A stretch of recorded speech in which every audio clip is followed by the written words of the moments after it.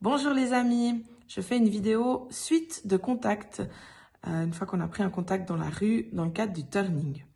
L'idéal, c'est que dans la rue, si vous avez l'occasion à la fin du fil conducteur de prendre directement un rendez-vous avec ces personnes pour un rendez-vous dans un café, c'est le top du top. Si c'est pas le cas, pas de souci. Prenez bien les coordonnées. Le plus simple, c'est de les avoir directement dans vos téléphones, comme vous feriez avec un ami que vous croisez. Vous prenez son numéro de téléphone et puis vous faites un numéro en absence dans l'autre sens pour vérifier que le numéro est juste. Une fois que vous revenez au QG avec votre numéro de téléphone, vous allez pouvoir le donner à la personne qui est responsable de votre QG. Et puis ensuite, c'est très important que dans les 24 heures suite à ce rendez-vous, vous en fassiez quelque chose. Vous allez reprendre contact avec cette personne. Avant de reprendre contact, de nouveau, on passe un temps dans la prière, on demande l'amour du Père, on passe un temps vraiment au bénéfice de la présence de Dieu. Une fois que c'est fait, vous téléphonez, pas d'SMS, c'est vraiment important de garder ce lien relationnel avec la personne et puis vous cherchez à fixer un rendez-vous. La vision de cette manière de faire, de fixer des rendez-vous dans un café, c'est de pouvoir vivre un discipulat individuel avec deux objectifs. Le premier objectif, c'est développer une relation profonde avec ces personnes. Comme je l'ai dit avant, ils ne vous connaissent pas. Et puis autour d'un café, semaine après semaine, en utilisant la Bible comme outil, ils vont apprendre à vous connaître et puis à tisser un lien d'amitié. Le deuxième point, c'est aussi qu'au travers de vos moments d'échange, ils vont découvrir comment est Jésus, qui est Dieu. Ils vont découvrir aussi la compréhension du fonctionnement d'une église et au final, comment s'y engager. Donc, c'est des temps importants.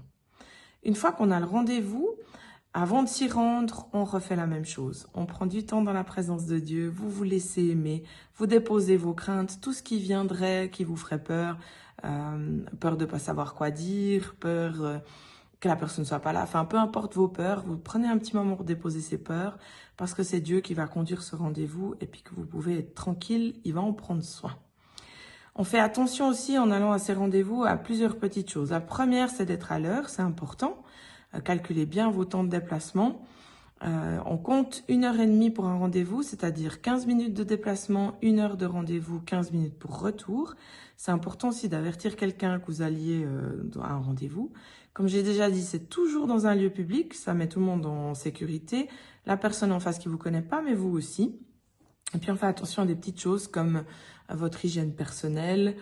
C'est bête, mais ça peut être aussi un peu parfois dérangeant. Et sous aucun prétexte, on annule ces rendez-vous.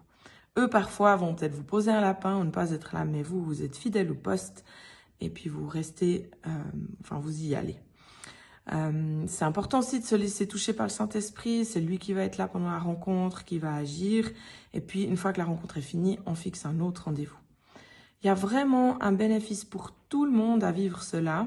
Pour la personne qui vient à ces rendez-vous, elle va pouvoir découvrir ce que c'est que d'avoir un ami qui est là sur sa route, qui nous aide à grandir, va découvrir aussi toute cette possibilité de qui est Dieu, comment il fonctionne.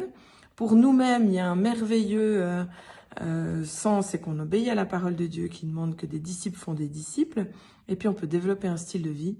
Pour l'Église aussi, il y a un gain à pouvoir avoir des hommes et des femmes qui savent annoncer l'Évangile et qui savent multiplier. Bon discipulat.